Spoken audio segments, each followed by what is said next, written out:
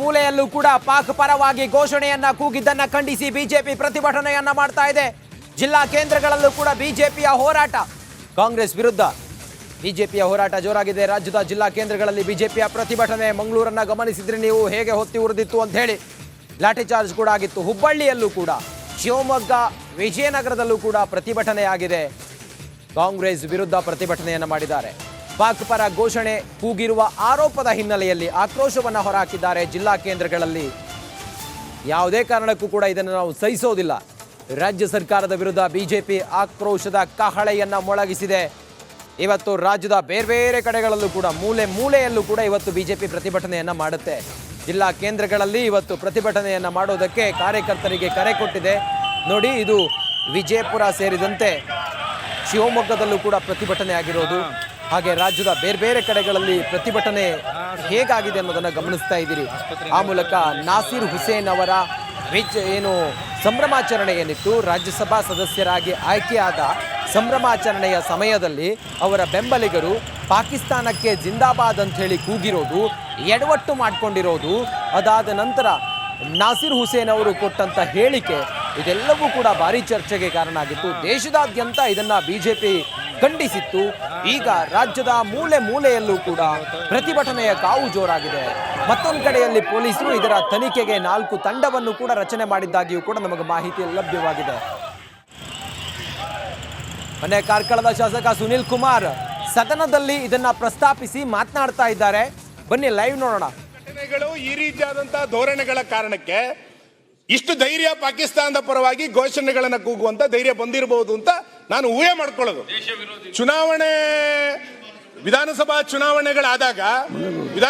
ಚುನಾವಣೆಗಳಾದಾಗ ಮಟ್ಕಳದಲ್ಲಿ ಪಾಕಿಸ್ತಾನ ಜಿಂದಾಬಾದ್ ಅಂತ ಘೋಷಣೆ ಕೂಗಿದ್ರು, ಹುಬ್ಬಳ್ಳಿನಲ್ಲಿ ಕೂಗಿದ್ರು ಅಂತೇಳಿ ಪತ್ರಿಕೆಗಳಲ್ಲಿ ಬಂದಿತ್ತು. ಅದ್ರ ಬಗ್ಗೆ ತನಿಖೆಗಳೇನಾಗಿದೆ ಅಂತ ಸರ್ಕಾರ ಉತ್ತರ ಕೊಡಬೇಕು. ಅದ್ರ ಮುಂದುವರಿದ ಭಾಗ ಇವತ್ತು ವಿಧಾನಸೌಧದ ಒಳಗೆ ಬಂದಿಲ್ಲ. ಯಾರು ಆರಂಭದ ದಿನಗಳಲ್ಲಿ ಭಾರಿ ಕಠಿಣವಾಗಿ ತೆಗೆದುಕೊಂಡು ಬಹಳ ಬಿಗಿಯಾದಂತ ನಿಲುವುಗಳನ್ನು ತೆಗೆದುಕೊಂಡಿದ್ರೆ ಒಂದು ರೀತಿಯಾದಂತ ಭಯ ನಿರ್ಮಾಣ ಆಗ್ತಾ ಇತ್ತು. ಭಯ ನಿರ್ಮಾಣ ಆಗದಲ್ಲೇ ಪ್ರತ್ಯಕ್ಷವಾಗಿ ಪರೋಕ್ಷವಾಗಿ ಇದಕ್ಕೆ ಎಲ್ಲ ಒಂದು ಕಡೆ ಬೆಂಬಲವನ್ನ ಕೊಡ್ತಾ ಇರುವಂತಹ ಪರಿಣಾಮವಾಗಿ ಈ ರೀತಿಯಾದಂತಹ ಘಟನೆಗಳು ನಿರಂತರವಾಗಿ ನಡೀತಾ ಇದೆ ಅಂತ ನಾನು ಅನ್ಕೊಳ್ತೇನೆ. Next you can talk.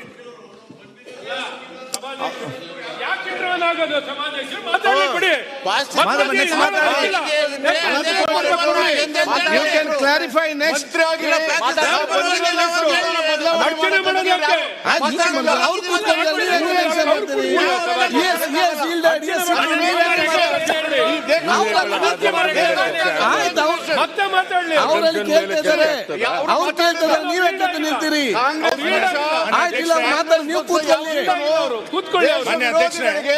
ಅವಕಾಶ ಕೊಟ್ಟಿಲ್ಲ, ಮಾನ್ಯ ಅಧ್ಯಕ್ಷರೇ, ನಾನು ಆಗ್ಲೇ ಉಲ್ಲೇಖ ಮಾಡಿದಂತೆ ಘಟನೆ ನಡೆದಾಗ ಯಾರೋ ಒಬ್ರು ಅವ್ರ ಬಾಯಿ ಮುಚ್ಚಿದ್ರು.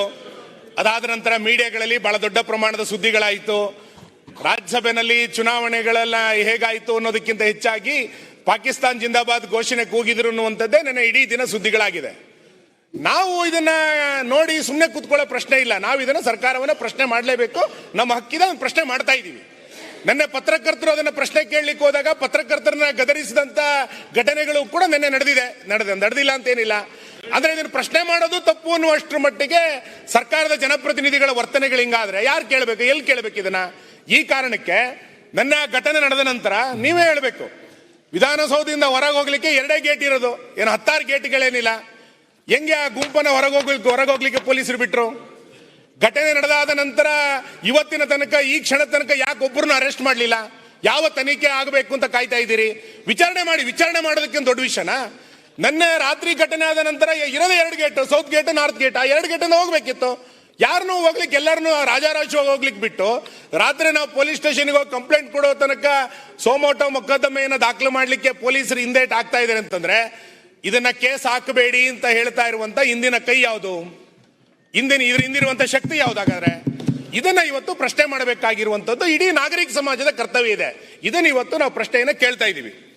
ಮೂರನೇದು, ಘಟನೆ ಆದ ನಂತರ FSL ರಿಪೋರ್ಟ್ ಬರಬೇಕು, ಅದನ್ನ ವರದಿ ಕಾಯ್ತಾ ಇದ್ದೀವಿ ಅನ್ನುವಂಥದ್ದನ್ನ ಮಾನ್ಯ ಗೃಹ ಸಚಿವರು ಬೆಳಿಗ್ಗೆ ಪತ್ರಿಕೆಗಳಲ್ಲಿ ಹೇಳಿದ್ದೆ ನಾನು ಗಮನಿಸಿದೆ. ನಾನು ಕಾಂಗ್ರೆಸ್ಸಿನ ಅಧಿಕೃತವಾದಂತಹ ಟ್ವೀಟ್ ಅನ್ನ ಮತ್ತು ಪ್ರಿಯಾಂಕಾ ಖರ್ಗೆ ಅವರ ಟ್ವೀಟ್ ಅನ್ನ ನೀವು ಅನುಮತಿ ಕೊಟ್ರೆ ಓದ್ತೇನೆ. ಬೇಡ. ಓದ್ತೇನೆ. ಅಲ್ಲ ನಿಮ್ಮದು ಅನುಮತಿ ಕೇಳ್ದೆ ಯಾಕೆ? FSIL ರಿಪೋರ್ಟ್ ಬರೋದಕ್ಕಿಂತ ನೀವು ಅನುಮತಿ ಮುಂಚೆ ಕೇಳಿದ್ರೆ ಬೇಡ ಅಂತ ಹೇಳಿದ್ರಿ. ಅಲ್ಲ, FSIL ರಿಪೋರ್ಟ್ ಬರೋದಕ್ಕಿಂತ ಮುಂಚೆ ಆಯ್ತು. ಕ್ಯಾಬಿನೆಟ್ಟಿನ ಸಚಿವರು ಮಾಡಿದಂತ ಟ್ವೀಟ್ ಏನು ಓಕೆ. ಮತ್ತು ಕಾಂಗ್ರೆಸ್ಸಿನವರು ಮಾಡಿದಂತ ಟ್ವೀಟ್ ಏನು? ಹಾಗಾದ್ರೆ ವಿಚಾರಣೆ ಯಾರಿಗೆ? ವಿಚಾರಣೆ ಆಗೋದಕ್ಕಿಂತ ಮುಂಚೆನೆ ನಿರ್ಣಯಕ್ಕೆ ಯಾರು ಬರೋದು? ವಿಚಾರಣೆ ಬರೋದಕ್ಕಿಂತ ಮುಂಚೆ ಯಾರು ತೀರ್ಮಾನಕ್ಕೆ ಬರೋದು? ಅಮ್ಮ ಕೂತ್ಕೊಳ್ಳಿ, ನಿಮ್ಗೆ ಏನಾಗಿದೆ? ಹಾಗಾದ್ರೆ ವಿಚಾರಣೆ ಆಯ್ತು, ಆಗೋದು ಕೂತ್ಕೊಳ್ಳಿ. ಮತ್ತೆ ಬೇರೆ ಬೇರೆ ಆಯ್ತು, ನಿಮ್ಗೆ ಏನಕ್ಕೆ ಪ್ರಾಬ್ಲಮ್? ನಿಮ್ಮ ಹೆಸರು ಏನಾದ್ರು ಹೇಳಿದ್ರ? ಇಲ್ಲಲ್ಲ, ನಿಮ್ಮ ಹೆಸರೇನು ಹೇಳಿದ್ರ? ಬೇರೆ ಬೇರೆ ಘಟನೆಗಳಲ್ಲಿ ತಿಂಗಳುಗಟ್ಟಲೆ ರಿಪೋರ್ಟ್ ಬರೋದಿಲ್ಲ. ಇದನ್ನ ಇಮಿಡಿಯೇಟ್ ರಿಪೋರ್ಟ್ ಬರ್ತಾ ಇದೆ ಅಂತಂದ್ರೆ ಏನ್ ಅನ್ಕೋಬೇಕು ನಾವು? ನಾನು ರಿಪೋರ್ಟಿನ ಬಗ್ಗೆ ಅನುಮಾನ ವ್ಯಕ್ತಪಡಿಸ್ತಾ ಇಲ್ಲ. ಸರ್ಕಾರ ಇಷ್ಟು ತರಾತುರಿಯಾಗಿ ರಿಪೋರ್ಟ್ ತಗೊಳ್ತಾ ಇದೆ ಅಂತಂದ್ರೆ ನಾನು ಸರ್ಕಾರವನ್ನು ಅಭಿನಂದಿಸ್ತೇನೆ. ಆದ್ರೆ ಬೇರೆ ಎಲ್ಲ FSIL ರಿಪೋರ್ಟ್ ಬರ್ಬೇಕಾದ್ರೆ ತಿಂಗಳುಗಟ್ಟಲೆ ಕಾಯ್ಬೇಕು ಅಂತ ನನಗಿರುವಂತ ಮಾಹಿತಿಗಳಿತ್ತು. ಇದನ್ನ ಇಷ್ಟು ಬೇಗ ರಿಪೋರ್ಟ್ ತಗೊಳ್ತಾ ನೋಡಿ, ಸದನದಲ್ಲಿ ಚರ್ಚೆ ಆಗ್ತಿರೋದನ್ನ ಗಮನಿಸ್ತಾ ಇದ್ದೀರಿ ನೀವು. ಸದನದಲ್ಲಿ ಸುನಿಲ್ ಕುಮಾರ್ ಇದನ್ನ ಪ್ರಸ್ತಾಪ ಮಾಡಿ ಮಾತಾಡ್ತಿರೋದನ್ನ ಗಮನಿಸ್ತಾ ಇದ್ದೀರಿ. ಮತ್ತೊಂದು ಕಡೆಯಲ್ಲಿ ಬಿಜೆಪಿಯ ಕಾರ್ಯಕರ್ತರು ರಾಜ್ಯದ ಮೂಲೆ ಮೂಲೆಯಲ್ಲೂ ಕೂಡ ಪ್ರತಿಭಟನೆಯನ್ನ ಮಾಡ್ತಾ ಇದ್ದಾರೆ. ಮಂಗಳೂರಿನಲ್ಲಿ ಬಿಜೆಪಿ ಕಾರ್ಯಕರ್ತರು ಕಾಂಗ್ರೆಸ್ನ ಕಚೇರಿಯನ್ನ ಮುತ್ತಿಗೆ ಹಾಕೋದಕ್ಕೆ ಪ್ರಯತ್ನ ಪಟ್ಟಂತ ಸಂದರ್ಭದಲ್ಲಿ ಪೊಲೀಸರು ಅವರ ಮೇಲೆ ಲಾಠಿ ಚಾರ್ಜ್ ಕೂಡ ಮಾಡಿದ್ರು. ಮಂಗಳೂರು ಮಾತ್ರವಲ್ಲ, ಶಿವಮೊಗ್ಗದಲ್ಲಿ, ವಿಜಯನಗರದಲ್ಲಿ ಎಲ್ಲ ಕಡೆಗಳಲ್ಲೂ ಕೂಡ ಬಿಜೆಪಿ ಪ್ರತಿಭಟನೆಯನ್ನ ಮಾಡ್ತಾ ಇದೆ. ನಿನ್ನೆ ನಾಸಿರ್ ಹುಸೇನ್ ಅವರು ತಾವು ಸಂಭ್ರಮಾಚರಣೆಯನ್ನ ಮಾಡ್ತಾ ಇದ್ರು. ಆ ಸಂದರ್ಭದಲ್ಲಿ ಅವರ ಹಿಂದೆ ಇದ್ದಂತ 100 ಜನ ಕಾರ್ಯಕರ್ತರು ಘೋಷಣೆಯನ್ನ ಕೂಗಿದ್ದು ನಾಸಿರ್ ಅಹಮದ್ ಜಿಂದಾಬಾದ್ ಅನ್ನೋದು ಓಕೆ, ಅದ್ರ ಜೊತೆಗೆ ಪಾಕಿಸ್ತಾನ ಜಿಂದಾಬಾದ್ ಅಂತೇಳಿ ಕೂಗಿದ್ದು ದೇಶ ವಿರೋಧಿ ಚಟುವಟಿಕೆ ಇದು. ರಾಜ್ಯ ಸರ್ಕಾರದ ವಿರುದ್ಧ ಬಿಜೆಪಿ ಇವತ್ತು ಪ್ರತಿಭಟನೆ ಮಾಡ್ತಾ ಇದೆ. ಸದನದಲ್ಲೂ ಕೂಡ ಇದು ಸುನಿಲ್ ಕುಮಾರ್ ಇದನ್ನ ಪ್ರಸ್ತಾಪ ಮಾಡಿದ್ದಾರೆ. ಬಿಜೆಪಿ ಇದನ್ನ ಖಂಡಿಸುವುದಕ್ಕೆ ಮುಂದಾಗಿದೆ. ಒಟ್ಟಾರೆ 4 ತಂಡಗಳನ್ನ ಮಾಡಿ ಪೊಲೀಸರು ಈ ಕಿಡಿಗೇಡಿ ಯಾರು ಪಾಕಿಸ್ತಾನದ ಪರವಾಗಿ ಘೋಷಣೆಯನ್ನ ಕೂಗಿದ್ದು ಮತ್ತೆ ಯಾರು ದೇಶ ವಿರೋಧಿ ಚಟುವಟಿಕೆಯನ್ನ ಮಾಡಿದ್ದು ಅನ್ನೋದನ್ನ ತನಿಖೆ ಮಾಡ್ತಾ ಇದ್ರೆ, ಮತ್ತೊಂದು ಕಡೆಯಲ್ಲಿ ರಾಜ್ಯದ ಮೂಲೆ ಮೂಲೆಯಲ್ಲೂ ಕೂಡ ಪ್ರತಿಭಟನೆಯ ಕಾವು ಕೂಡ ಜೋರಾಗಿದೆ.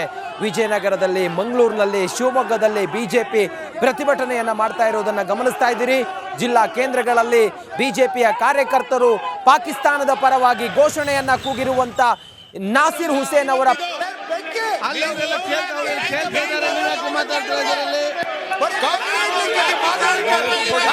ಅವರ ಸಮಾಧಾನ ಕೇಳ್ತಾ ಇಲ್ವಾ? ಮತ್ತೆ ಅವ್ರ ಸಮಾಧಾನ ರಾಜಕೀಯಕ್ಕೆ ತರಬೇಕು. ನೀವು ರಾಜಕೀಯ ತರಬೇಕು. ನಿಮ್ಮ ವಿಚಾರ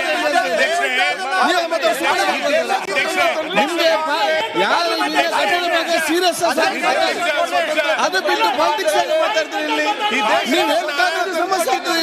ಕಾಂಗ್ರೆಸ್ಸಿನ ಮಾನಸಿಕತೆ ಏನು ಅಂತ ಅದು ಕಾಂಗ್ರೆಸ್ ನೋಡಿ, ಮತ್ತೆ ನೀವು ಕಾಂಗ್ರೆಸ್ ಬಿಜೆಪಿ ಅಂತ ಯಾಕೆ ಮಾಡ್ತೀರಿ? ವಿಚಾರ ಏನಂತ ಹೇಳಿ ವಿಚಾರ ಮಾಡಿ. ನಿಮ್ಗೆ ಬಹುಶಃ ನೈಜದ ಕಾಲೇಜ್ ಇದ್ರೆ ಸಬ್ಜೆಕ್ಟ್ ಬಗ್ಗೆ ಚರ್ಚೆ ಮಾಡಿ.